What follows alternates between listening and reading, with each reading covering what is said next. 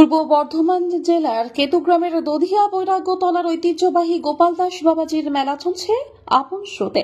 কথিত আছে 1176 বঙ্গাব্দে 76-এর মন্বন্তরে দুর্ভিক্ষের সময় সাধক গোপাল দাস বাবাজি ভিক্ষা করে এলাকার মানুষদের মুখে অন্ন তুলে দেওয়ার জন্য 1 মাস ব্যাপী মহোৎসবের সূচনা করেছিলেন। সেই সময় থেকে এই মহোৎসব চলে আসছে। বর্তমানে এই মহোৎসব 3 দিন ব্যাপী হয়। এই উৎসবকে কেন্দ্র করে যে মেলা বসে বর্তমানে গোপাল দাস বাবাজির বৈরাগ্যতলা মেলা নামেই খ্যাত। এই মেলাতে দেশের বিভিন্ন প্রান্ত থেকে বৈরাগ্য সন্ন্যাসীরা আসেন। এই মেলায় 500-র বেশি বিভিন্ন গ্রামের মানুষ ভান্ডারা দেওয়ার জন্য আখড়া করেন। এই বৈরাগ্যতলার মেলা চলে 7 দিন ব্যাপী। মেলার আনুষ্ঠানিক সূচনা করেন বীরভূমের জেলা পরিষদের সভাধিপতি কাজল শেখ এবং কেতুগ্রামের বিধায়ক শেখ শাহনাজ। এবছর বীরভূম জেলা সভাধিপতি হিসেবে এসেছিলাম, কিন্তু বিগত দিনে কেতুগ্রামের যারা ইয়াং ইয়ার্সের নবযৌবন তাদের ভাই বা দাদা হিসাবে মেলাতে আসতাম। গত বছরে মেলাতে আমি উপস্থিত ছিলাম।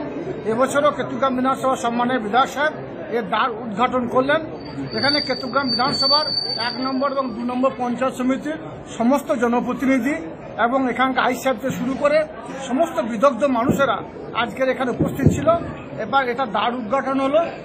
পূর্ব বর্ধমান জেলার সব থেকে বড় মেলা হিসেবে পরিচিত এই মেলায় মানুষের ঢল চোখে পড়ার মতো।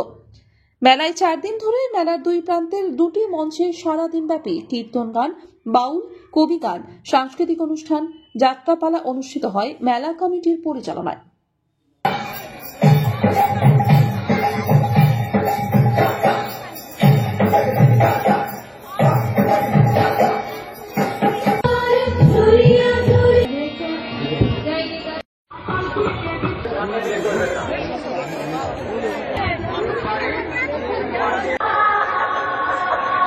আমার হাজবেন্ডের প্রত্যেক বছরই আসে এই বছর আখড়া নিয়ে, বাট আমি এবছর প্রথম এসেছি। আমার ভীষণ ভালো লাগলো গোপাল বাবার এই মন্দির এবং এই মেলা।